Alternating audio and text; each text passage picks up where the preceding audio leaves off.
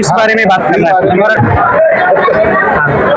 नमस्कार, आज आपण जिथे आला आहात छत्रपती हॉलमध्ये, या हॉलमध्ये आदर्श युवक मंडळ जे जवळपास गेली 24-25 वर्षापासून काम करत आहेत, ज्यांनी इथं हॉस्टेलची स्थापना केली. जवळपास 40 ते 50 मुलं इथं शिकत आहेत आणि एक चांगला प्लॅटफॉर्म इथं तयार झालेला आहे. ह्या मंडळाची स्थापना जवळपास 2003 रोजी आपण केली आहे.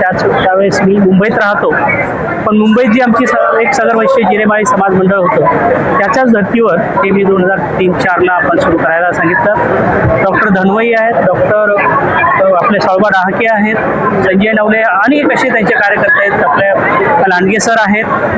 अनेक असे हे कार्यक्रम करून त्यांनी स्वतःची जागा घेतली, तिथं हे हॉस्टेल सुरू केलं आणि या हॉस्टेलला इतका चांगला प्रतिसाद मिळतोय की पूर्ण दोन्ही जिल्ह्याची मुलं इथे येऊन राहतात आणि त्यांना जो खर्च लागत होता पूर्वी तो आज झिरोवर आलाय.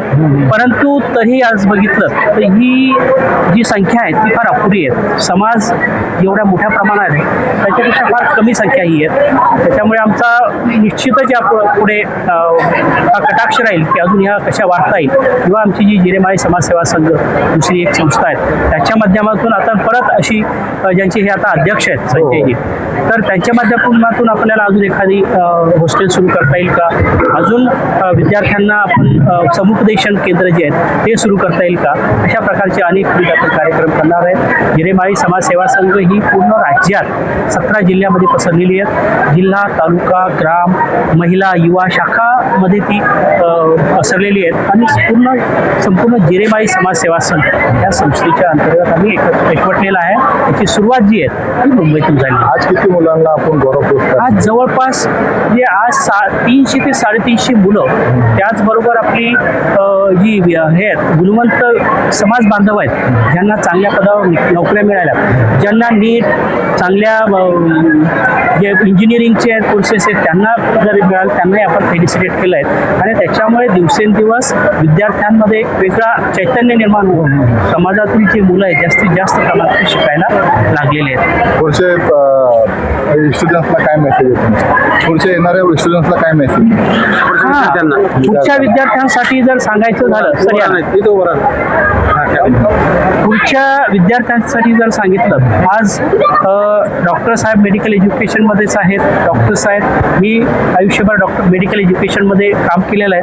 तर ह्या विद्यार्थ्यांना जास्तीत जास्त मेडिकलचं ज्ञान, इंजिनिअरिंगचं ज्ञान हे घेण्यासाठी आणि आयुष्यात उभं राहण्यासाठी, फक्त साहेबांनी जसं सांगितलं की इंजिनिअरिंग आणि मेडिकल हे दोन्ही क्षेत्र नाही आहेत, अनेक क्षेत्र आहे जगामध्ये. तर ह्याच्यामध्ये विद्यार्थ्यांनी पडायला पाहिजे आणि समाज सगळी ठिकाणी जायला पाहिजे. आम्हाला सांगायला खूप आनंद वाटतो की आता जेव्हा आम्ही सगळ्या मीटिंग सगळीकडे घेतो त्या मीटिंगमध्ये आमची मुलं खूप चांगल्या प्रकारे हे करतायत आणि वेगवेगळ्या ठिकाणी पोस्टिंग मिळत आहेत. मुंबई, इव्हन दिल्ली ITमध्ये किंवा MBBSची ॲडमिशन तेही जे वाढलेले आहेत, इंजिनिअरिंगचेच खूप ॲडमिशन वाढले आहेत. त्याच्यामुळे आमचे हे कार्यक्रम जे आज इथं 24-25 वर्षापासून हे राबवत आहेत त्याच्यामुळे खूप फायदा आपल्या आमच्या जनतेला आणि विद्यार्थ्यांना आहे. पुन्हा नाव आणि post? Me Narayan Navale, me directorate of medical education and research मध्ये जवळपास 42 वर्ष काम केलं. त्यानंतर मी एक महाराष्ट्र ॲक्युपंक्चर परिषद आफ्टर रिटायरमेंट इथे मला रजिस्ट्रार पदावर आता शासनाने नियुक्ती दिली आहे. आणि हा एक मी चांगला प्रश्न विचारला की विद्यार्थ्यांना पुढे काय. महाराष्ट्र शासनाने आता 2015च्या अधिनियमानुसार एक ॲक्युपंक्चर चिकित्सा पद्धती अधिनियमाच्या अंतर्गत ॲक्युपंक्चर पदविका अभ्यासक्रम सुरू केला आहे आणि तो 2 वर्षाचा अभ्यासक्रम आहे. 6 महिन्याची इंटर्नशिप केल्यानंतर तुम्हाला लगेच रोजगाराच्या संधी प्राप्त झाल्या. आपल्या औरंगाबाद जिल्ह्यात आणि पूर्ण महाराष्ट्रात अनेक ॲक्युपंक्चरिस्ट आहेत. जवळपास 5000 ॲक्युपंक्चरिस्टना मी नोंदणी दिलेली आहे आता.